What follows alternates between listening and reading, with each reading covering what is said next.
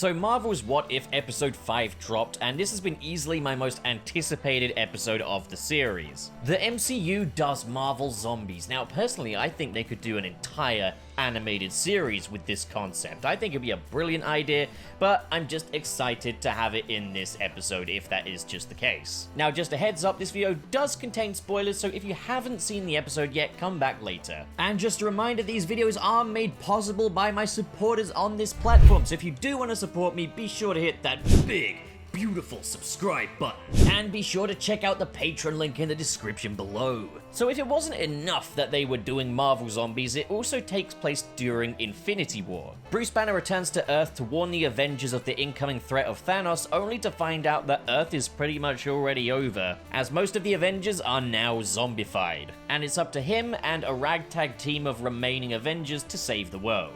How did the zombie outbreak begin? When Hank Pym went into the Quantum Zone in Ant-Man 2 to retrieve Janet Van Dyne, she was infected with a quantum virus that made her into a zombie, and of course, the outbreak begins there. Once again, folks, round of applause to Hank Pym for fucking up everything. Now, obviously, this is quite a bit different to the comic books, and while there are subtle references and nods to the Marvel Zombies comics, this is very much an MCU reinterpretation of it. One thing, and I'm sure this must be a reference, is Scott Lang's head being in the jar being a reference to Hawkeye's disembodied head from the comics. So, what didn't I like about this first? Let's begin on the negative and move on to the positive, because that's very much how this episode goes. Like, the first half of it is but the second half is really, really good. As soon as we kind of got to the scene with Hulk facing the Black Order and the zombified Avengers, I kind of knew something was wrong, as we had this action sequence playing out between the zombified Avengers and the Black Order,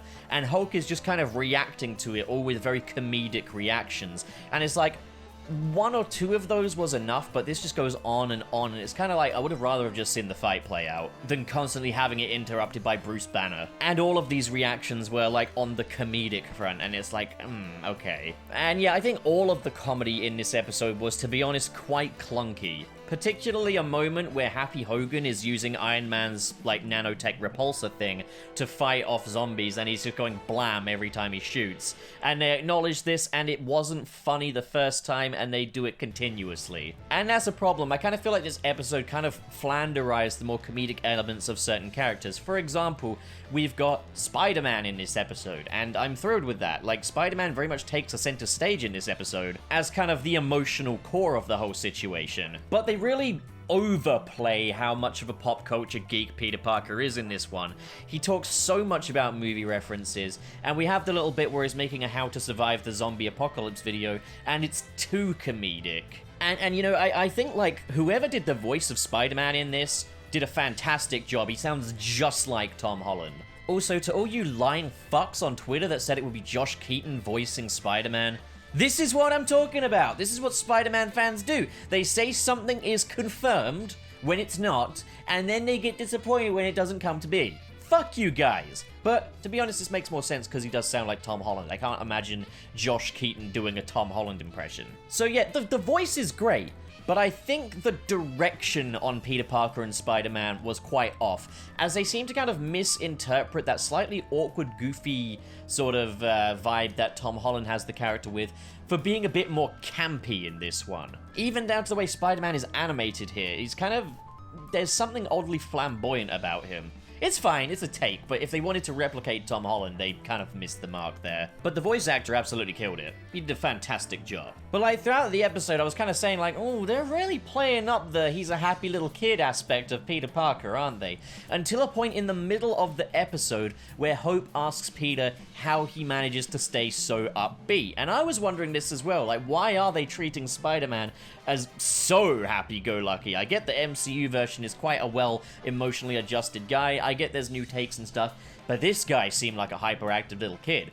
But then we get a moment that I think MCU Spider-Man skeptics have been waiting for a very long time, where Peter kind of talks about everything he's lost and how he just has to keep on smiling and make the best of it and hold out for hope. He mentions how he lost his parents, and he mentions how he lost Uncle Ben by name. You guys don't get to say shit anymore. You don't get to say shit. He did it! He mentioned him by name! No, but like, of course, you like what you want to like, that's all cool, but don't say he didn't mention him, because he did. I know what some people are gonna say. They're gonna say, oh, but Pup, it's another universe. Look, man, I've explained this until I'm blue in the face. I explained it in why I didn't like episode 2.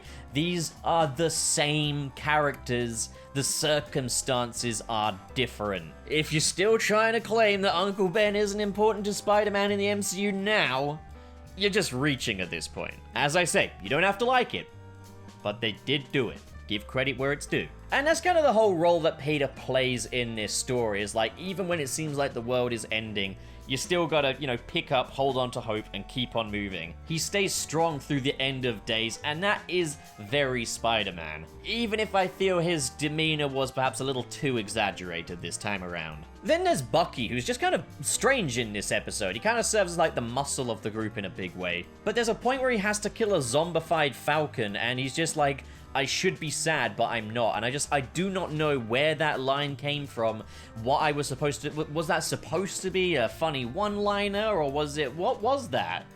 Like, was that supposed to be a funny acknowledgement for the, like, the sort of almost kind of sibling rivalry between Sam Wilson and Bucky? Or, like, what was that line all about, guys? It didn't work for me. We also get the moment where Bucky has to kill Steve Rogers as well, and he says, sorry pal, it's the end of the line. I thought that was quite a good line of dialogue, but I feel like Bucky was, like, very much a caricature of kind of the signature Bucky moments throughout the MCU, as opposed to actually feeling like a character in this episode. Bruce Banner, like I've said, he doesn't seem to react to things properly. He just seems very kind of plucky, upbeat, comedic, like this goofball character and everything.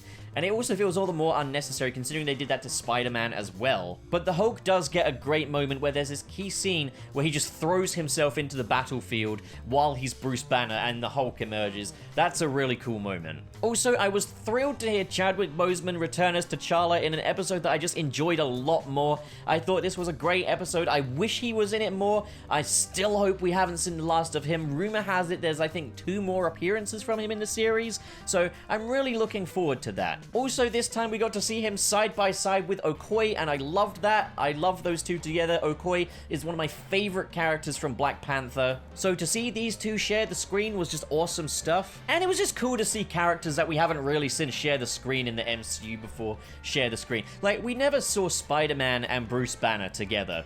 Here we do. We got Spider-Man, Black Panther, and Okoye all together.